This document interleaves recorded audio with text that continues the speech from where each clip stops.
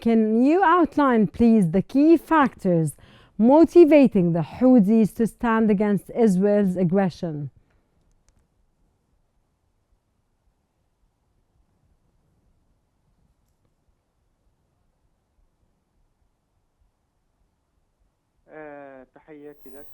Greetings to you and your audiences.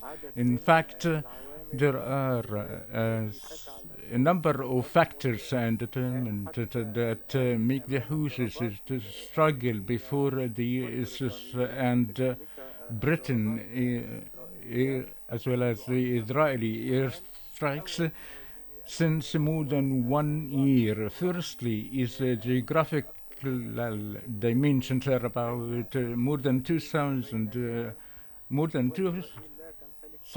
kilometers between Israel and Yemen, and Israel has only one weapon confronting the Houthis, which is the air forces that will take in a great much of time to hit its targets in Yemen. On the contrary, their fronts in Iraq and Syria and are close. Therefore, Israel has a great capabilities such as a land storming, tanks and aggression, and these aren't available in the Yemeni front. And the second factor, which is that the Houthis' objectives is little vis-a-vis Israel or USA, as targeting the missiles launches, and most of the Yemeni targets are mobile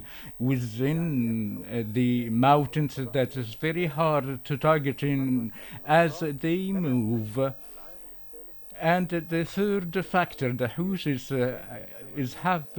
are having a great amount of ballistic missiles in addition to their drones, which are the most important weapons of the Houthis against the Israel and against the British and the American ships in the Red Sea. And the fourth factor that the USA, since establishing the guardians of prosperity in the Red Sea from the Houthis attacks. And I think the US side wants to keep the Houthis threats and undermine such a threat as the employed for strategic American objectives by using the threats of Houthis against the maritime to increase the U.S. presence in the Red Sea and built in an international ally under the pretext in confronting the Houthis.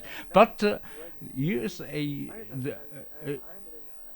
did not confront the Houthis. And the fifth factor, that the absence of, or rather the continue of the Israeli aggression against Gaza, that will give a justification and a pretext for the Houthis to continue their attacks, whether against Israel or against the ships in the Red Sea. Sir, Israel's response has involved extensive military aggression, targeting, of course, areas in Yemen. From your perspective, sir, how has this impacted the Houthis' ability to resist and respond?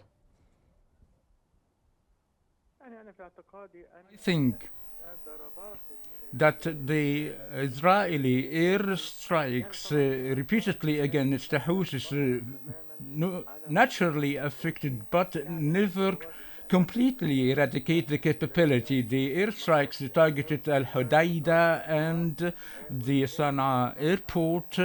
Most of them are civilian targets and civilian facilities of airports and port seas. But the Houthis or rather the Yemeni people are the one who've been affected, that they are suffer humanitarian crisis. Targeting the airports and the seaport would hinder the delivery of the international aids within Yemen, and this affect certainly affected the Yemeni people, but do not target the Houthis, as all American and Israeli targets is still in return launching the ballistic air missiles, and Iran has an great support for the Houthis, financing him militarily and financially, and providing with the supersonic and long-range missiles that reach Israel. And these missiles are smuggled from Iran to the Houthis and could be made within the Yemen with the assistance of the Iranian experts. Therefore, the Houthis had the ability to continue in launching the missiles despite all the missiles were hit, did not effectively at large in Israel and can be falling in the air before entering the Israeli depths.